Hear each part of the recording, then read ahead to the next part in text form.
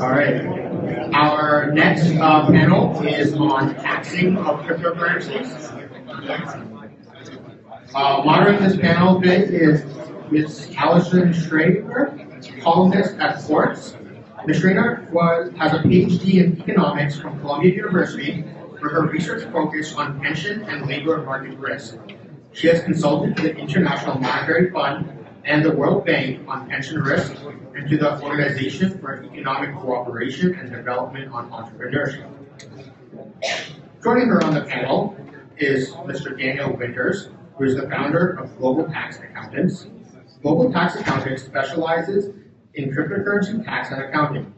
Clients include high-volume crypto traders, miners, and the largest seller of Bitcoin mining equipment in the U.S.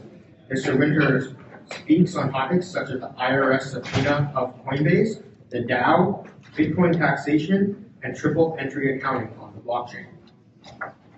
Cameron Arterton of counsel at Steptoe. Ms. Arterton focuses her practice on helping clients resolve tax policy issues both legislatively and through the administrative guidance process. She brings an insider's understanding on tax policy issues, having previously worked in senior counsel roles at the U.S. Department of the Treasury and on Capitol Hill. Finally, Mindi Lowy is a partner at PwC. She has 12 years of experience in the asset management industry, serving some of PwC's largest private equity investment partnerships, hedge funds, and mutual funds. She has been active in learning and education initiatives related to alternative investment funds, regulated investment companies, security taxation, and virtual currencies. Great. So I think before we get into the nitty-gritty of all this tax stuff, I thought we'd just sort of get a sense from each of you, sort of who's your typical client looking for assistance in cryptocurrencies and blockchain, and what are their biggest concerns, and has this all been changed? Have you noticed any changes recently?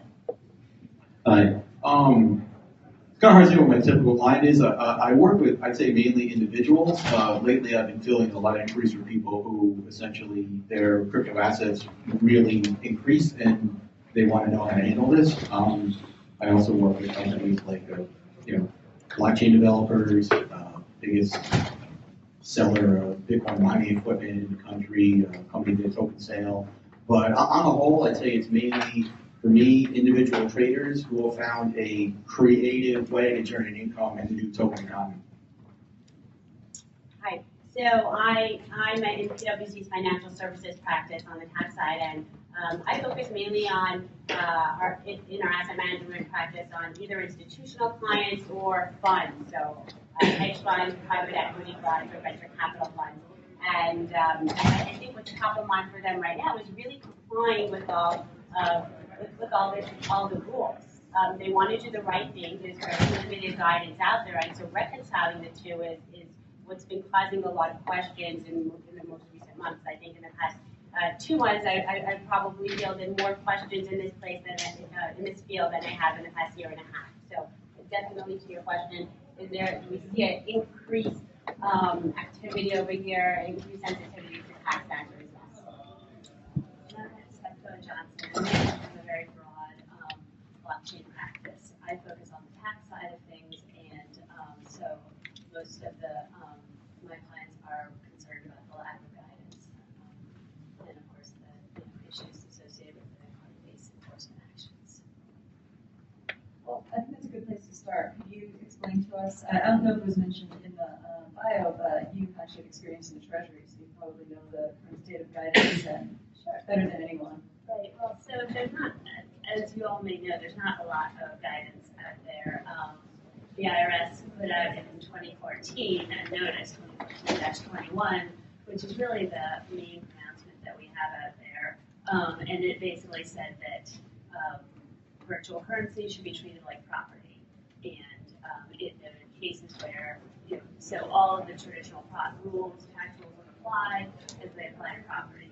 And so that means, if you are, you have information reporting requirements, you have income, which I think is an important distinction to make up front, that there's information reporting, which is notifying the IRS and notifying taxpayers of the income and the transactions, but there's also the overarching income requirements that you have income when you mine Bitcoin, if you're paid in Bitcoin. All of these things are taxable, are taxable events. And so that's pretty much what the notice said. It's, that was in 2014, but we haven't seen much guidance since then. In 2014, and then in 2016, just last fall, TIGTA, which is the Treasury Inspector General for Tax Administration, put out a report basically saying, taking the IRS to task for not having done more guidance, or not having done much in the space at all, that there's no sort of overarching compliance strategy within the IRS. They have the guidance in 2014 requested comments, and they received comments, but they haven't done anything to provide more guidance, and they really haven't done much in this space. That was in the fall, and then we come to November, where we have the Coinbase summons, which was it's called a John Doe summons, and we touched on it in detail in the enforcement panel earlier, so I won't go into it too much here, but basically it's a very broad request for information of, in this case it was Coinbase customer base, and it was every customer, all records for the span of 3 years. So really any contact, essentially any contact that customers had, all records, etc. So it was a really huge information request. It was a big burden on the exchange, and a lot more information being asked to be disclosed of these customers that you might get through service standard information reporting or otherwise. So that's kind of the state of where we are. The only other thing that I would note is we're starting to see some congressional interest in this area. Where there was a couple letters in the past, end of May, beginning of June, from members of Congress to IRS saying, basically, why haven't you done more guidance? One of them really noted that you're doing this enforcement action, but you haven't done the guidance. So I think we are starting to see a little more action, and hopefully we'll see more guidance.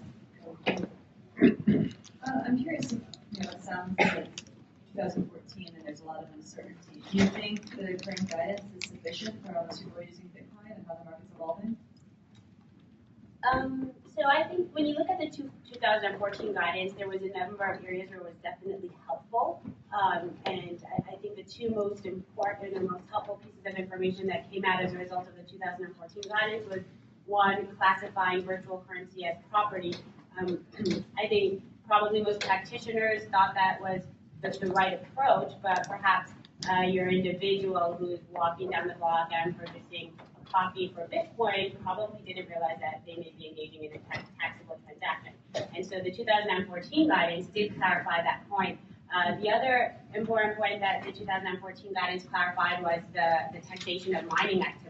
Up until that point, there was a lot of uncertainty as to when are you taxed when you successfully complete a mining transaction? Are you taxed when you successfully mine, or are you first taxed at a later point in time when you ultimately sell, exchange, dispose of that Bitcoin or virtual currency? And so I think in those two areas, the guidance is very helpful. However, there are so many questions that are still left unanswered. And just to touch on a few of them, the classification of virtual currency as property was helpful, but it's still not clear from a tax perspective. There wasn't guidance given as to whether virtual currency is considered a commodity or is it considered a security, and that can have tax implications for various taxpayers. Then you move on to the point of sourcing. So sourcing of income from for a taxpayer is important. So if you have a foreign individual who engages in income that is effectively connected with the U.S. trade or business, they could be subject to tax in the U.S. And when you look at mining activity, there's a big question out there: is where is the mining activity sourced? Is it sourced to the location of the people on the ground? Say you have people on the ground in one jurisdiction, you have technology sitting in some other jurisdiction, you have servers, you're developing technology in a second jurisdiction, the servers are in a third jurisdiction. How does this relate back to U.S. taxation? And a lot of a lot of that is unclear.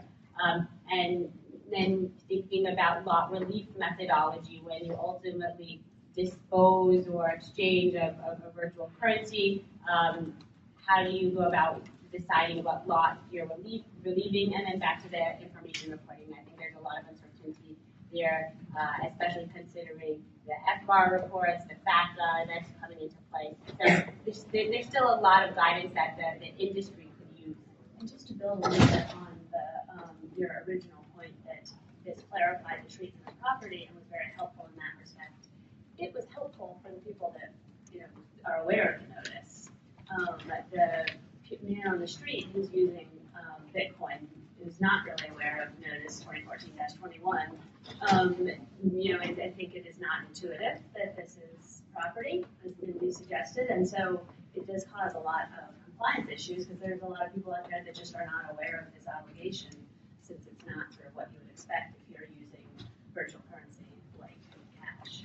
Do you think it's a good idea to call it as property, or do you think that could change over time if that wasn't the right way to think about it? If I can go in, I'm absolutely fine with the current IRS approach, for the guidance 3 years ago as property. That's fine by me. From what I've kind of caught, the small anecdotal statements the IRS has said about this, that essentially people think of cryptocurrency as, a foreign currency, all right? But, essentially, I think what the IRS said there, and this is not official, this is just like a statement of the press as well, they couldn't get to the definition of foreign currency because where's the foreign government that's issued this currency? There isn't one. It's just simply not there, So it's part of the challenge here. And, if Bitcoin virtual currency was treated as a foreign currency, then that would change, how that would essentially change everything. We would then have a de minimis exception on the gain for transactions. And that part of the tax code is basically there that someone goes to France, they have some euros left over, they come home, 2 weeks later, the fair market, the value of the dollar has changed, so they sell it out for dollars and, they make $20.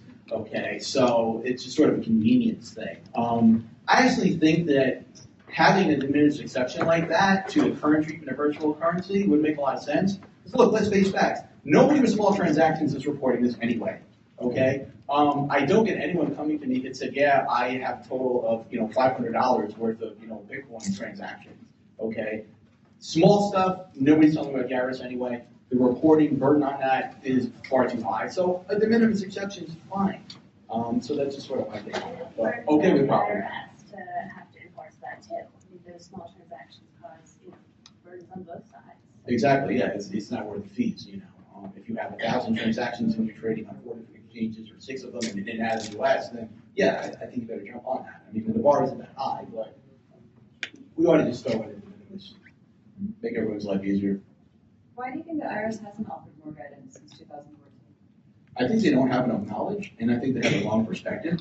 I think with the Coinbase subpoena, essentially what they seem to have demonstrated is they're interested in Bitcoin from the perspective of money laundering, criminal activity. They really seem to have at the top level of the IRS, have difficulty accepting the fact that this is a legitimate payment method. That people like myself and pretty much my whole client list are transacting in Bitcoin on a daily basis in Ethereum, and that there's a lot more out there, okay, than using it to buy drugs on the dark net. They just got the wrong perspective. And there's a more fundamental reason too, I think, is that their budget. They are very resource constrained, and they have to prioritize where they're going to put resources towards doing guidance, and this is not a top priority for them. And they even mentioned that in the TICTA report in 2016, the IRS responds basically by saying they're resource constrained, and this may be, it's on a list to issue guidance, but maybe not top of the list. The other thing I'll add is, like every organization, the purpose, one of the main purposes of the IRS is collecting revenues. That's how we finance the federal government, right? So they like to bring some money in. And a few years ago, due to the background of the introduction of the Foreign Bank Account Compliance Act, brought in the legislation that came after that, and the worldwide system that funnels information on U.S. taxpayers back to the Treasury Department has brought in, I believe, several $billions of people fessing up and saying, hey, sorry, I forgot about that So, I mean, several billion. I don't remember the number, but it was at least a couple $1 billion. So, say, do I hear 10? $10 billion brought in from those enforcement efforts. So, I think the IRS is kind of looking at Bitcoin now and saying, well, you know, that revenue seems drying up. Maybe we can catch these people that haven't been telling us about their transactions in Bitcoin and crypto. So I think there's also a very interesting point here to make about how the IRS might do that. And the, I'm sorry, I see people in the back. Is that better? Yeah. Okay. That enforcement is one way to do that for sure, and that's really the backstop. But having clear rules that really lay out exactly what your obligations are, and making sure that people are clear on this is really a more efficient way of compliance. And you know, taxpayers may or may not like the rules, but at least if they're clear, they know what their obligations are. And so enforcement, I think, is a very important tool to ensure compliance, but it should be married with clear guidance up front, so that which will bring in significant revenue just by simply making taxpayers aware of their obligations. Do you think there'll be a lot more guidance forthcoming in the next couple of years? I would like to think so. I mean, I do think it goes back to some of the resource constraint issues, because I think we're seeing a lot more attention in this space, that they may prioritize it more. But given there's all these uncertainties, how do you advise clients to deal with all of this? Well, essentially, kind of in the big picture, is that the IRS Notice in 2014 provided enough of a framework that we can book most of the transactions. If someone is mining, if they're trading, if they've been paid in Bitcoin, they're paying their employees in Bitcoin, all this stuff was addressed. I've had to file a 1099 form for someone, and Bitcoin and Ether. I mean, I don't know if anyone else is doing this, but the rule's on the books. But so you sort of bumble along as best you can. We've got some pretty good tools for this that can process through upwards of 15,000, 20,000 transactions in a year for various different data sources. So, but where it gets interesting is I've just seen such an increasing complexity in just the last couple of years. Like first people come to me like, yeah, I'm trading Bitcoin on local Bitcoins, and it's just now we talked a lot probably earlier today about ICOs and token sales. I mean, just the wealth creation in this field is dramatic, and it's really exciting to kind of be a part of it. I'm not always, every day I get stuff where I'm like, oh, gee, what do I need to do here? So, but usually I manage to figure it out. Are you seeing people who are paying their employees in Bitcoin? Is that a common thing? It's some of my clients absolutely do this. Yeah, they absolutely do this, and some of them even prefer that because we're talking about folks who they're in crypto. This is like some people got to sell off their crypto to get dollars to pay the rent. I mean, they're that in crypto. It seems like you have a lot of volatility. Are you finding more people are using Bitcoin as an investment, or really using it more for transactions? I don't think most people are using it to buy coffee. I think it's really more of a new asset class. And anecdotally, earlier in the year, people were more, I accept Bitcoin in my firm. Nobody seems to want to pay me in Bitcoin anymore. They just want to hold on to it, So I think it's more of an asset class. But again, some people are paying their contractors in Bitcoin, even Ether, wilder stuff. You're seeing more people on the institutional side. Yeah, so I don't think my clients are getting paid in Bitcoin, or they're definitely not paying us in Bitcoin. But when I speak to my clients about a lot of uncertainty in this area from a tax perspective, it's important to focus on ensuring that the guidance that's out there is being applied, and then taking count of inventory, thinking about their specific fact pattern and what is uncertain and what their potential exposure is. And oftentimes it's a risk-reward situation.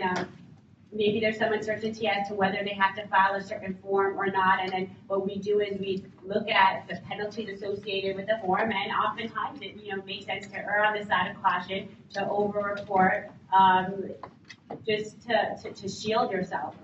The other thing that's important for taxpayers in light of the John Doe summons, if you look at the John Doe summons, you see the granularity of detail that was actually requested. I mean, it went down to account information, wallet information, KYC, correspondence, you know, a whole slew.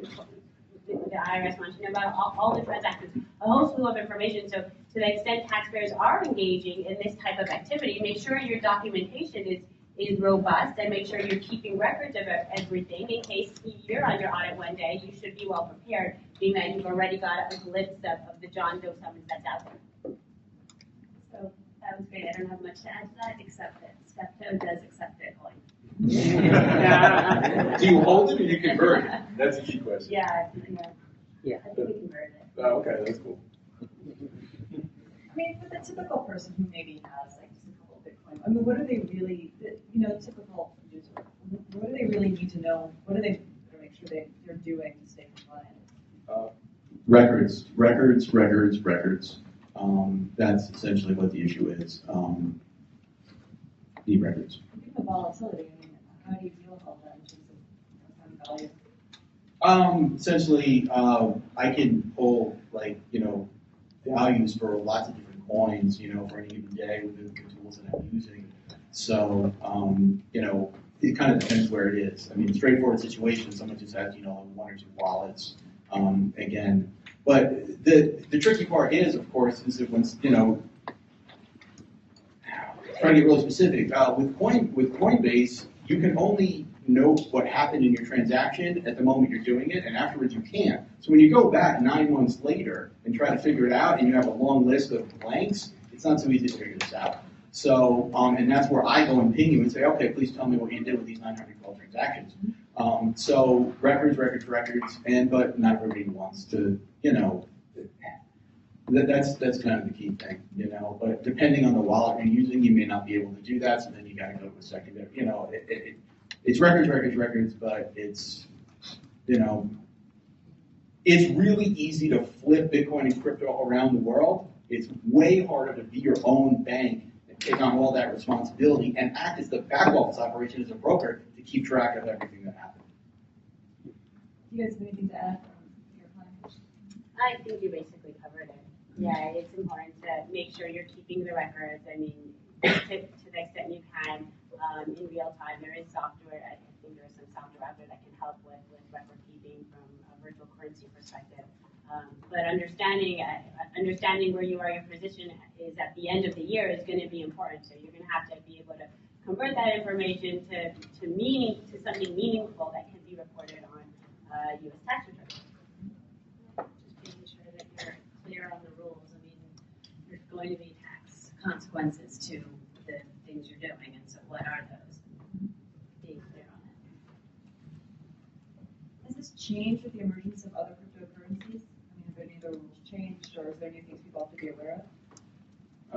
Now the rules are basically the same, and whether you're transacting in Bitcoin, Ethereum, Litecoin, no one does anything with Doge. A meme got out of hand, but essentially what I get is when I encounter like some new type of crypto, I'll look at this and say, well, is this a convertible virtual currency? Almost invariably the answer is yes, because whatever the heck it is, if there's a market for it and we can get back to a Bitcoin value, we can determine what the price is, and now we got a virtual currency. So the rules, apply the same way. It's just to different asset classes. But then I just want to throw out one thing there that's sort of a common perception. I get a lot of people contacting me and saying, hey, if I've got Bitcoin and then I take that and then I convert it to Ether and then I take my Ether and I convert that right into something else and I never go back to dollars, what happens? And my answer is, sorry, you got to track the US dollar value of every single transaction and book everything. So I just thought I'd throw that out there. There's a part of tax called a 1031 lifetime exchange. It doesn't work for crypto, and I just want to throw that out there. It's sort of common misperception. Why doesn't it work if it's property? Because those transactions basically apply. I'd be happy to go into huge detail with you afterwards, but basically Section 1031 was designed with real estate transactions in mind.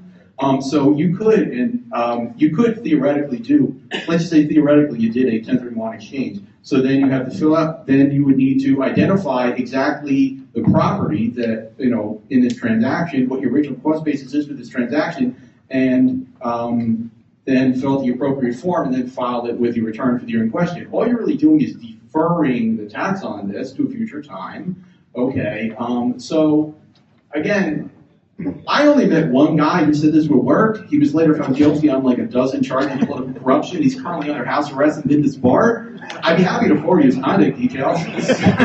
I'm sorry, I don't think it works. That's kind of my position. Yeah. So, Cameron, I'm just curious, given that you know sort of how the 2014 guidance evolved and probably the inner workings of Treasury better than pretty much anyone, what do you see coming out of the guidance? Do you think there could be huge changes that could dramatically alter how people are having to pay their tax treatment of Bitcoin?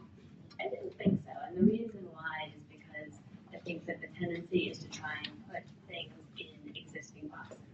That they're not going to try, if they do guidance, they're not going to try and break new ground in some radical way. They're really trying to figure out what's the best answer and how does it fit what's the consistent tax treatment, and that means looking at the paradigms of the tax rules we have now. So I wouldn't expect some sort of radical new treatment. The one thing I'd add to that is if you think about virtual currency from an IRS perspective, when they look at a tax return, it's very difficult for them to identify whether any transaction on the tax return related to virtual currency, because presumably most for a well-meaning taxpayer who is actually reporting all their taxes associated with virtual currency transactions, that's just going to show up on some other line item on the tax return consistent with, whether it's short-term capital gain, whether it's long-term capital gain, whether it's, employment, income, etc., on some other line item. Now, in the Takeover report in 2016, there was a recommendation to update some of these forms to distinguish or to distinguish virtual currencies. So say, for example, envision a 1099 where you have a code that it was paid in virtual currency rather than in cash or something like that. So, maybe down the road we see a change to that effect. Yeah, that's a really good point that you might have if they do update the forms. That seems like a pretty innocuous thing to be designating virtual currency transactions, but what that will do is give them a lot more insight into how virtual currency is being used in these specific areas. So that might really help inform future guidance. Yeah, I think it would be an interesting idea if you had a 1099 BTC, for Bitcoin, because the fact is, some of the transactions you would be able to tell the tax return. A 1099 doesn't specifically say. But where it pops up are on the gain loss schedules when you have all this stuff going on for pages and pages and pages saying that, this amount of BTC, so, and that may be why, there was some commentary from an IRS individual person sometime back, only like 800 people showed evidence of, reporting Bitcoin for taxes. I haven't done that research. I can't analyze, Americans' taxpayers' data. It's, confidential, but I bet it's more than that, but no way to prove it. But I think there are people out there who have reported their income and just kind of didn't label it Bitcoin. And then sometimes they come to me and then we get it right. A couple minutes for some questions, if anyone. Yeah. So say you have a client, they get together a partnership, maybe 2 or 3 partners, invest certain bringing CPUs that you now can no longer probably get to mine the Bitcoin. Okay. And then after they've earned the Bitcoin, let's say for 6 months, right? After investing in this CPU or graphics card or whatever it may be that they use to mine it, they hold on to it, right? Would you say that the initial mining that they got the Bitcoin and they earned it would be ordinary in character? However, if you still mine it and then you hold on to it, and the appreciation thereafter would be capital? Can I do this? Actually, the treatment of mining is pretty clear. If we're talking about a business, the revenues, virtual currency, or a business has revenues equal to the US dollar value of the coin mined on any given day. then you now have for each day that you're on, let's just see simple thing, you get one Bitcoin, that is a fair market value. You now have a capital asset with a fair market value on that particular day. Whatever, let's say today's $2,500, that's one coin or $2,500. Tomorrow price is different, another coin, 26. So you build up a pool of coins, each with an associated different cost basis, and then when you exchange them, you have to deal with the gain or loss on each of those. So your original income is ordinary income revenues for the business, and then afterwards is capital gain.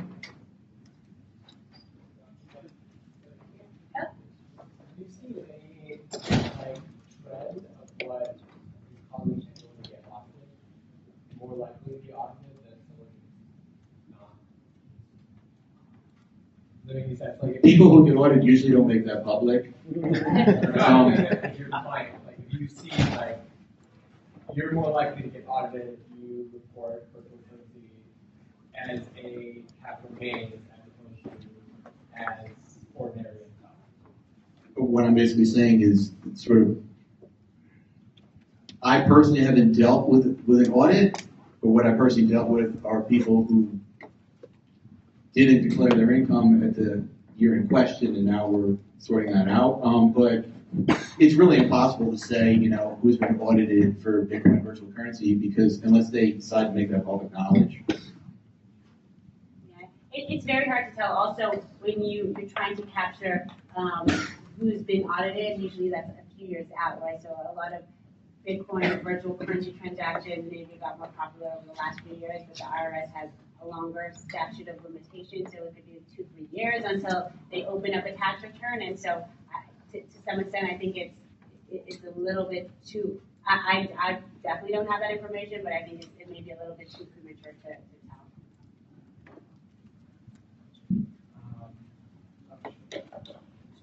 tell. Do you foresee, or is it logical? Is it somewhat of a logical step for the IRS to potentially expand Section 988 to include certain types of crypto that, like Ripple, for example, as opposed to just being property forever?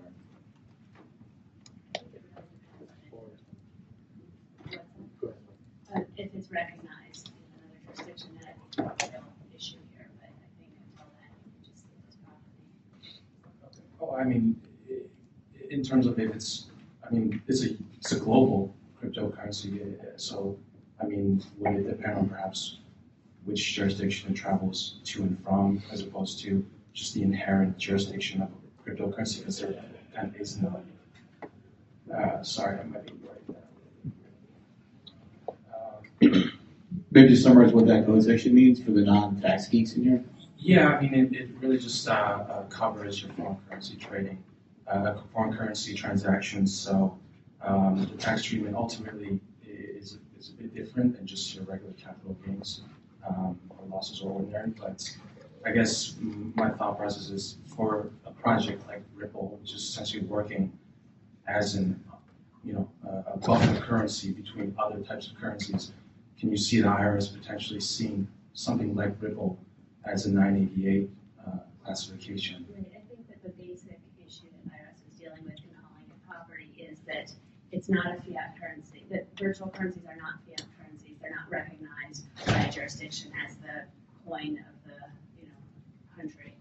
And until that changes, I don't think we're going to see much rethinking of the property treatment. I do think it'll be an interesting issue if you have a foreign jurisdiction recognizing as a fiat currency, a virtual currency. But until then, I think it's stay property.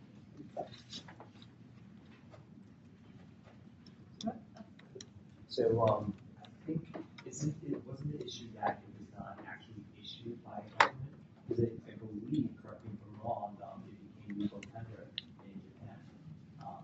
That's the Bitcoin is now being recognized. And that's why, because of that, there's such a surge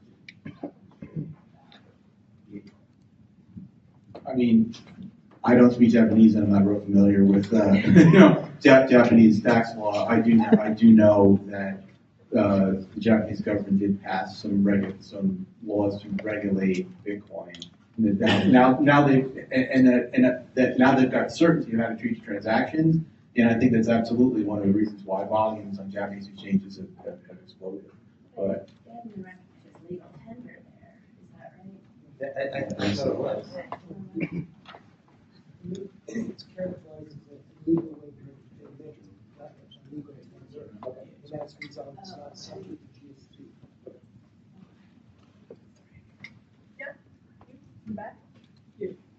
So all this morning, and even in this conversation, we're talking about a platform that actually allows participants from the legal side of things, from the management consulting side of things, and practitioners to be first-class citizens on a network. This is not a packaged software or technology that we're talking about that one can buy from vendor A versus vendor B, and there's difference in opinion about what the law is. With respect to IRS and regulatory consortiums and SEC and all that, when a platform like blockchain is presenting itself for these integral constituents of the marketplace to be first-class citizens on the platform and actually mandate a rule by virtue of a contract and in a smart way, why is that most of the conversations that we are hearing to and talking about are still oriented from a service perspective as an explicit after the fact mindset versus law being rather integrated versus interpreted the way it is in the business today. Someone puts out the law, someone else interprets it for you, and that's a service, that's a revenue stream, and that's a value add.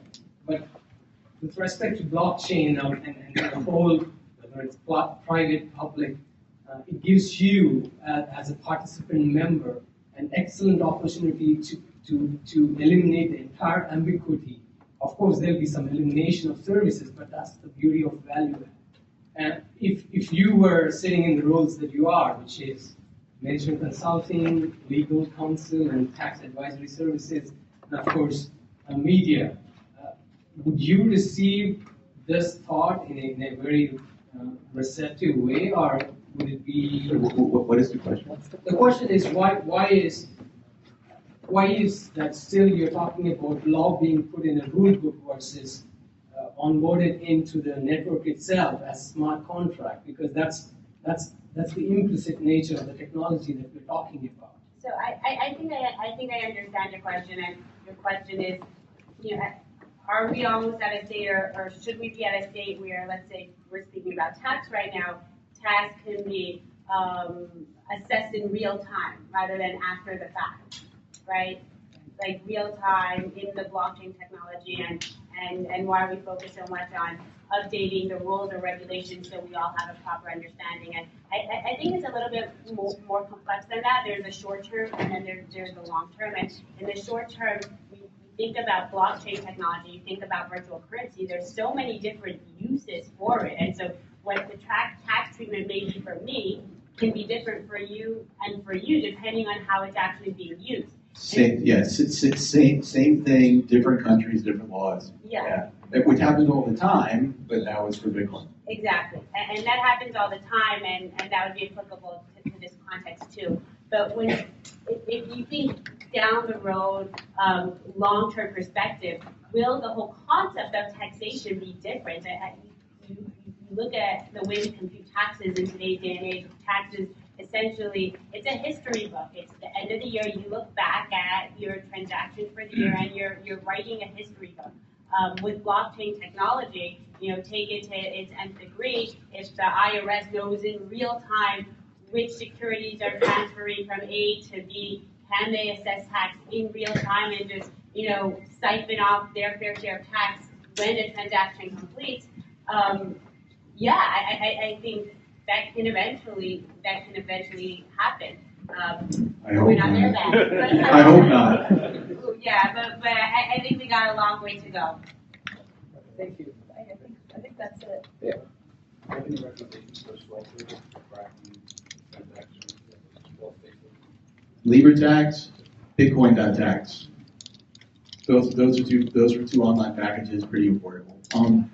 30-second thing, if you have any non-US transactions with virtual currency, please make sure you report this, because if you don't, it's an expensive problem to get, and you could very likely go straight to an attorney and drop a bunch of money. So, and be real careful where your virtual currency accounts exist, because it's not always that clear. That's an ambiguity, and